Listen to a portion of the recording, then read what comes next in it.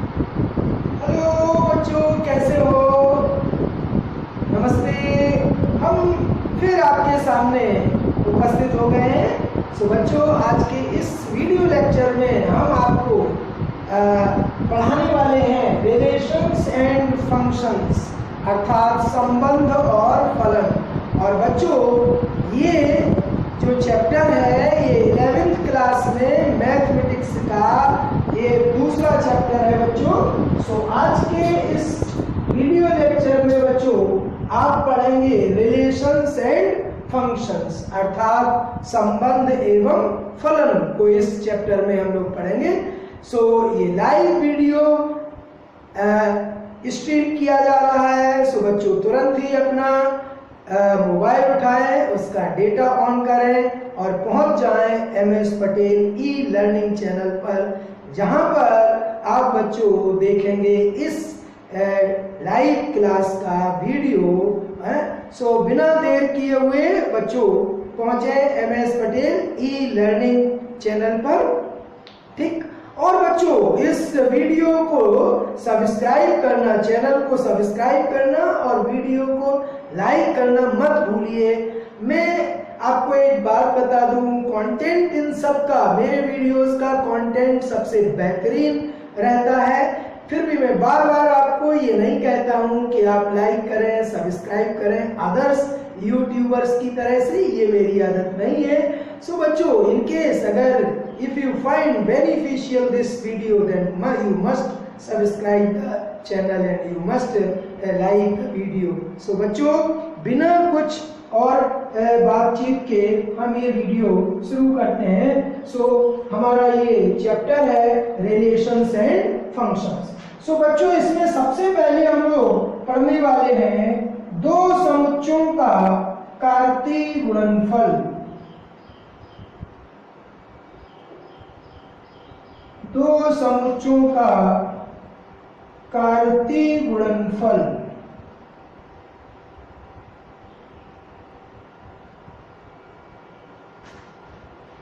Cartesian product, Cartesian product of two sets.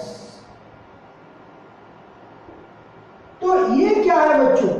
दो समुच्चयों का अगर हम गुणा करते हैं तो इसे कार्तीय गुणनफल कहते हैं। लेकिन बच्चों इस गुणनफल से जो हमको समुच्चय मिलता है उसके जो एलिमेंट्स होते हैं वो ऑर्डर्ड पेयर होते हैं, क्रमित युग्म होते हैं, ठीक है। ऑर्डर्ड पेयर क्या होता है? इसमें पहला एलिमेंट रहता है, ठीक है, पहले सेट का, और दूसरा एलिमेंट रहता है दूसरे सेट का, और separating the two entries with comma mark written inside the parenthesis. So बच्चों क्या होता है, देखें यहां पर, तो यदि ए और बी दो आरिक्त समुच्चय हों, आरिक्त समुच्चय हों, ठीक, तो इनके कार्तीय गुणनफल, कार्तीय गुणनफल को A क्रॉस B से प्रकट करते हैं।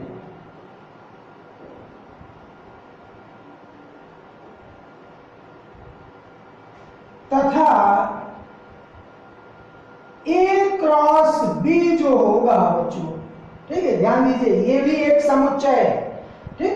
This is equal to order pair x y such that x belongs to capital A and y belongs to capital B, ठीक। बच्चों इसमें जितने भी एलिमेंट्स आएंगे सब ऑर्डर्ड पेयर होंगे। ये ऑर्डर्ड पेयर कहलाता है, ऑर्डर्ड पेयर, क्रमित युग्म, ठीक है। जैसे आपने कोऑर्डिनेट ज्योमेट्री में जो किसी पॉइंट के कोऑर्डिनेट पढ़े हैं वो भी बच्चों क्या है, वो भी एक ऑर्डर्ड पेयर होता है जो आपने किसी पॉइंट के निर्देशांक पढ़े हैं। और वास्तव में जो निर्देशांक बिंदु होते हैं, एक समतल के जो बिंदु होते हैं, ठीक, एक समतल के सभी बिंदुओं का समुच्चय अगर आप ले बच्चों तो ये समुच्चय किसके बराबर होता है, this is equal to x cross y, जहां x एक्सिस के x अक्ष पर लिए गए बिंदुओं का समुच्चय और y अक्ष पर लिए गए बिंदुओं का समुच्चय। और यही ये होता है x y such that small x belongs to capital X and small y belongs to capital Y। समझ रहे हो बच्चों? सो ये x एंड y ये real number, set of real numbers में लिए जा सकते हैं। तो इस तरह से ये जो है हमको कार्तीय गुणनफल मिलता है। ठीक है, तो अगर इसको हम सीबीएसई बोर्ड के लिए बोले तो if A and B are two empty sets, two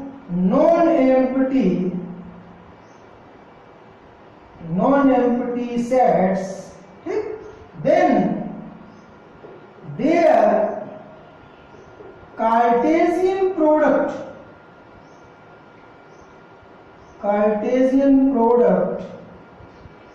is denoted by A cross B and A cross B is equal to ordered pair XY such that X belongs to A and Y belongs to B। सो ये बच्चों Cartesian product होता है। और ध्यान दीजिए कि अगर आपने A क्रॉस B लिया तो जो ऑर्डर्ड पेयर होगा उसमें जो पहला टपल होगा वो सेट A को बिलोंग करेगा और जो दूसरा टपल होगा अर्थात Y वो सेट B को बिलोंग करेगा। अगर ये ऑर्डर चेंज कर दिया जाए, B क्रॉस A किया जाए बच्चों, तो यहां भी चेंज हो जाएगा। पहला एलिमेंट, पहली एंट्री तब सेट B को बिलोंग करेगी और दूसरी एंट्री सेट A को बिलोंग करेगी। सो बच्चों ये यहाँ पर आपको ध्यान देना है। यहाँ पर एक विशेष प्रॉपर्टी की ओर हम लोग बढ़ रहे हैं और वो प्रॉपर्टी है कि that Cartesian product is not commutative, अर्थात कार्टेशियन प्रोडक्ट जो होता है वो क्रम विनिमय नियम का पालन नहीं करता। So Cartesian product of two sets, ठीक, does not obey commutative law और commutativity does not hold in Cartesian product. Cartesian product में कम्यूटेटिविटी नहीं होती है। तो फिलहाल तो हम आपको एक एग्जाम्पल देने वाले हैं। ये एग्जाम्पल है कार्टेशियन प्रोडक्ट निकालने का। Suppose set A equal to singleton A B C, and set B is equal to 2 4 6 8 and you have to find out A cross B। So what will be A cross B?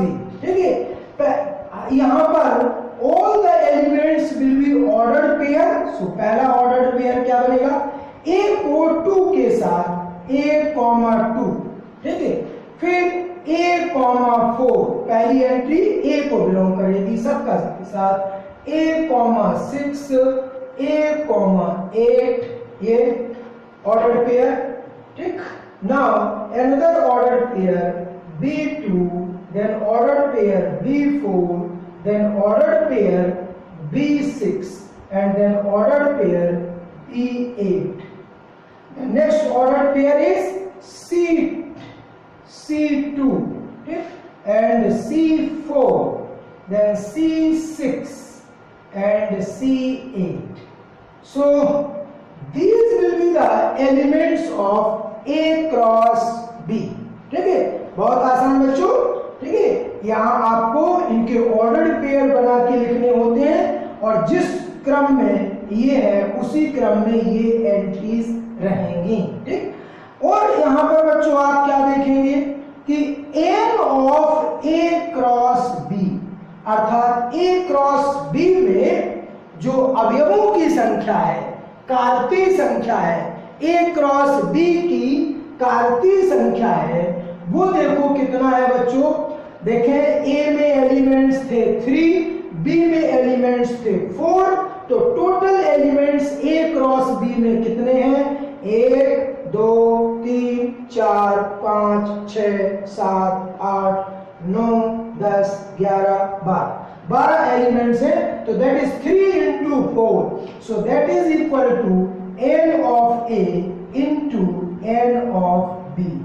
So किसी Cartesian product में of two sets, दो समुच्चों के कार्तीय गुणनफल में जो अवयवों की संख्या होती है वो दोनों समुच्चों में अवयवों की संख्याओं के गुणनफल के बराबर। ठीक बच्चों, सो इसको आप अगर ये A क्रॉस B लिया आपने, अगर मान लीजिए 3 सेट्स का, ठीक, अगर आप कार्तीय गुणनफल लेते हैं 3 समुच्चों का, आप इस तरह से कई समुच्चों का कार्तीय गुणनफल ले सकते हैं। ठीक है, सो यहाँ बच्चों नोट के अंतर्गत अगर आप नोट लिखेंगे तो A cross B cross C अगर किया जाए तो that will be ordered pair. ठीक है, ऑर्डर्ड ट्रायड होगा ये बच्चों, this is called ordered triad. ठीक, क्रमित त्रिक, जैसे उसको कहते हैं क्रमित युग्म, इसको कहते हैं क्रमित त्रिक। त्रिक माने 3। ठीक है, अगर 4 सेट्स का कार्टेशियन प्रोडक्ट लेंगे तो that will be called ordered. ठीक है, ट्रायड, क्वाड्रायड, और ट्रायड का मतलब है ये उसको कहेंगे क्रमित। ठीक है, क्रमित चतुष्यक।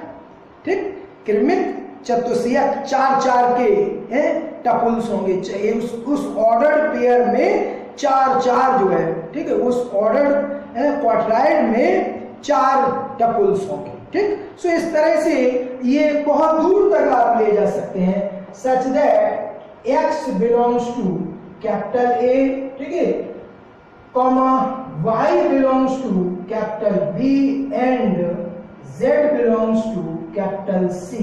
ठीक, तो ये इसके जो एलिमेंट्स होते हैं बच्चों, ये इसको ऑर्डर्ड ट्रायड कहते हैं, ऑर्डर्ड ट्रायड, और वो था ऑर्डर्ड पेयर। ये जो है इसको बच्चों क्या कहते हैं? x, y, z inside parenthesis is called ordered triad. ठीक, पैरेंथेसिस छोटे कोष्ठक के अंदर x, y, z को क्या कहते हैं? क्रमित त्रिक कहते हैं। ठीक, क्रमित त्रिक, और वो होता है क्रमित युग्म।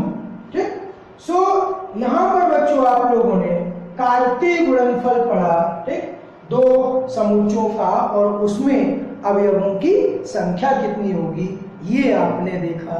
ठीक है,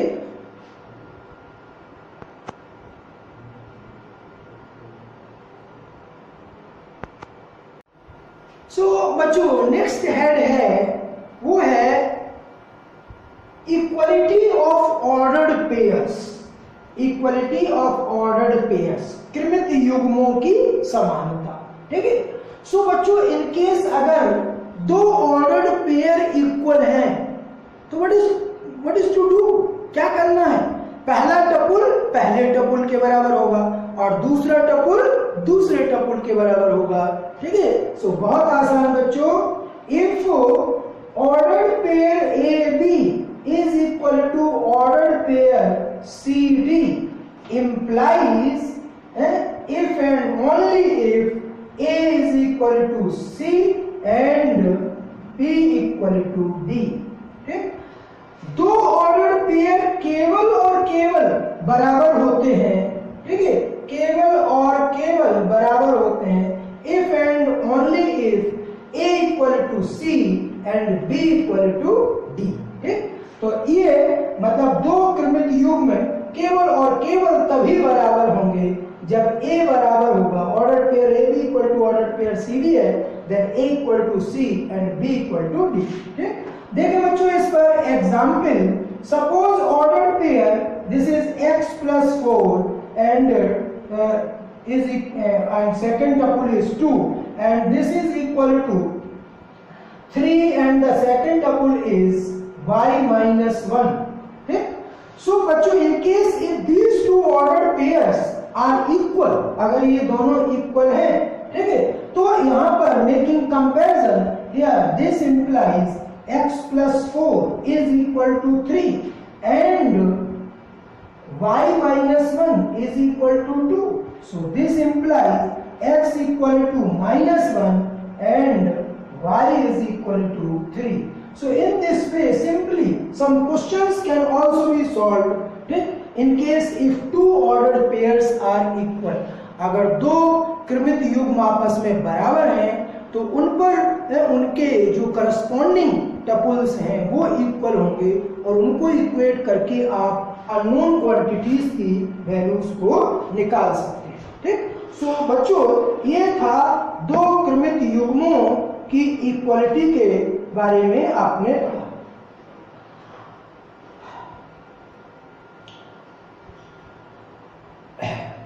अब बच्चों नेक्स्ट अगर हम लेकर के चले, नेक्स्ट है so Cartesian product is distributive over union of sets, ठीक।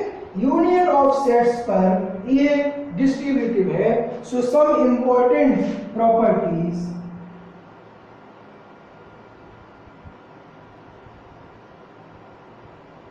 some important properties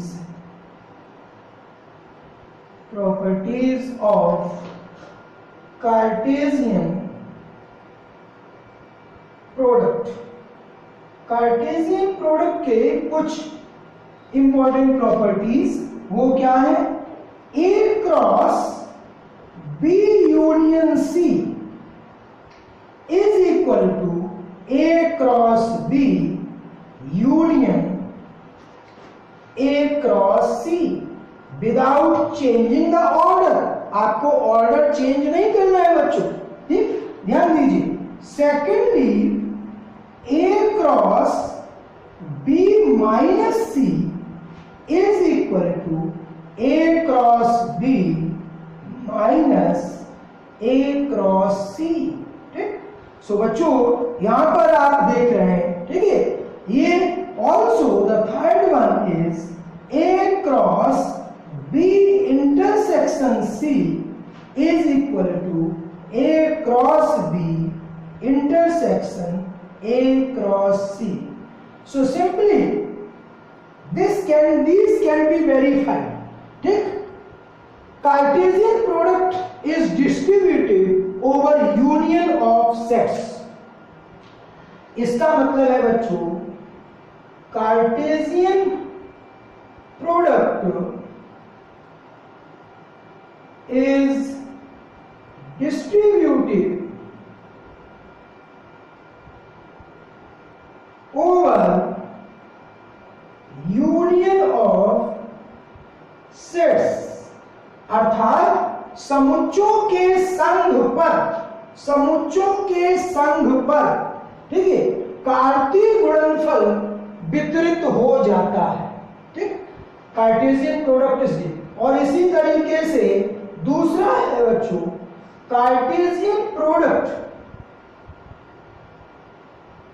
Cartesian product is distributed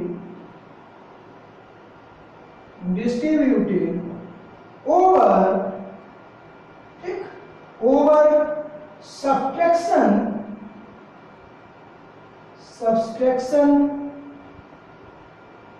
of sets, और तीसरा Cartesian product Cartesian product is distributed over intersection of sets। ठीक है बच्चों, बहुत आसान। ये कार्तीय गुणनफल समुच्चों के संघ पर वितरित हो जाता है। कार्तीय गुणनफल समुच्चों के अंतर पर वितरित हो जाता है और कार्तीय गुणनफल समुच्चों के ठीक सर्वनिष्ठ पर वितरित हो जाता है। ठीक, so in case you can easily translate this का ये डिस्ट्रीब्यूटिव लॉ का मतलब वितरण नियम।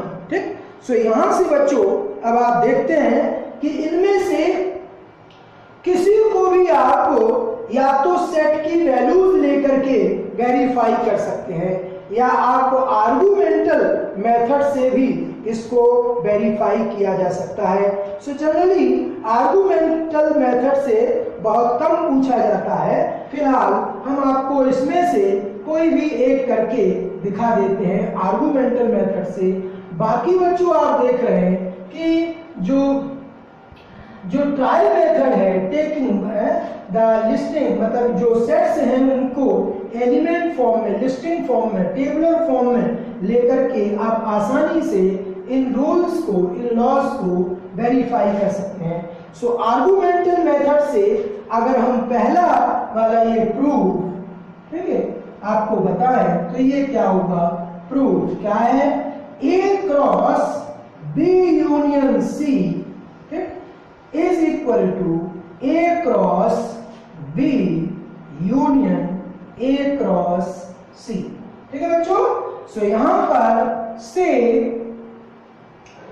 X belongs to A cross B union C। So बच्चों आप जानते हैं इसकी मीनिंग क्या है? चूंकि ये अब यहां पर बच्चों आप x नहीं ले सकते। क्यों नहीं ले सकते? क्योंकि ये एक इसके एलिमेंट्स जो होंगे बच्चों वो ऑर्डर्ड पेयर होंगे। सो आपको यहाँ पर क्या लेना है? ये देखें, आपको यहाँ पर ये लेकर के चलना है ऑर्डर्ड पेयर x y। ठीक, ये करेक्शन, ये चेंज देखते रहिए। ठीक है, आप एक एलिमेंट x लेकर के नहीं चल सकते हैं यहाँ ऑर्डर्ड पेयर, क्योंकि इसके जो बच्चों एलिमेंट्स होंगे वो क्या होंगे? Ordered pair. सो इसका मतलब हुआ बच्चों x belongs to A and cross का मतलब एंड रहेगा बच्चों। क्रॉस का मतलब क्या रहेगा? And ordered pair. ठीक है, इसमें x बिलोंग करेगा A को and y belongs to ordered pair और y belongs to B union C। समझ रहे हैं बच्चों? So this implies x belongs to A and आप क्या करेंगे? इसको ब्रैकेट में लिखेंगे y बिलोंग्स टू B और y बिलोंग्स टू C। ठीक है बच्चों, क्योंकि B यूनियन C का मतलब हुआ कि y बिलोंग्स टू B अथवा y बिलोंग्स टू C। अब बच्चों इसको कैसे? वही पुराना तरीका 3 into 4 plus 5। ठीक, इसको कैसे लिख सकते? 3 into 4 plus 3 into 5। ठीक है बच्चों, सो ये हो जाएगा कि x belongs to A and y belongs to B। ये एक तरफ, फिर ये बीच में क्या आ जाएगा? और ठीक, फिर दूसरे ब्रैकेट में इतना और इतना। सो ये हो जाएगा y belongs to A, ठीक, and y belongs to C। सो यहां से बच्चों क्या हो जाएगा? ठीक है, ये x A में है और किसमें? ये y है यहां पर, सॉरी x था बच्चों, x belongs to A। अब यहां पर x belongs to A, इतना पहले इसके साथ, फिर इतना इसके साथ, तो ये x A में है और y B में है। This implies order pair x y belongs to A, ठीक है, क्रॉस B। ठीक, A क्रॉस B में, और order pair x y belongs to A cross C। तो बीच में और है बच्चों, सो ये यूनियन आ जाएगा। दिस इंप्लाइज एक्स वाई, ठीक, this implies x y belongs to A cross B, A cross B, ठीक है, यूनियन ए क्रॉस सी, ठीक है बच्चों।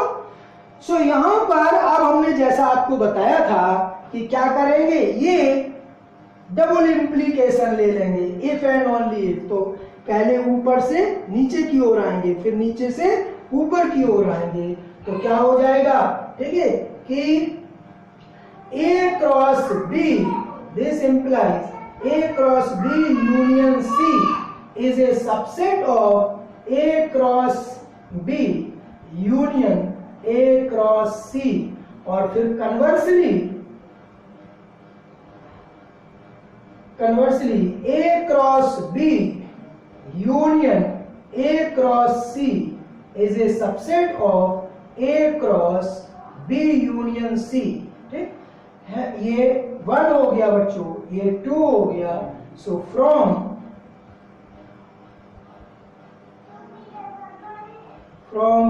1 and 2, ठीक, A cross B union C is equal to A cross B union A cross C। So बच्चों इस तरह से आपको इसको आर्गुमेंटल और लॉजिकल मेथड से प्रूव कर सकते हैं। ये आपको बताया था कि this type of method is known as logical method. भले ही लॉजिकल मेथड बच्चों आपसे इस स्टेज में कम पूछा जाता है, ज्यादातर एलिमेंट्स को लिस्ट करके, सेट के एलिमेंट्स को लिस्टिंग मेथड द्वारा लेकर के ये प्रूविंग कर दी जाती है। लेकिन अगर याद रखिए, अगर आप ग्रेजुएशन में जाएंगे, ग्रेजुएशन क्लास में जाएंगे, तो कोई भी प्रूफ आपको सेट के एलिमेंट्स को लिस्ट करते हुए प्रूफ नहीं देंगे। वो सारे प्रूफ किससे दिए जाते हैं, लॉजिकल मेथड से दिए जाते हैं। इसलिए बच्चों इस लॉजिकल मेथड पर बहुत ध्यान दिया करिए, ठीक है। ये लॉजिकल मेथड ही बेस होगा या ग्राउंड होगा किसका, ग्रेजुएशन क्लास में मॉडर्न एलजेब्रा का। जब आप मॉडर्न एलजेब्रा पढ़ेंगे तो इस तरह के सारे प्रूफ्स जो है बच्चों लॉजिकल मेथड से ही दिए जाएंगे। कोई भी प्रूफ जो है सेट के एलिमेंट्स को लिस्ट करते हुए नहीं दिया जाता है।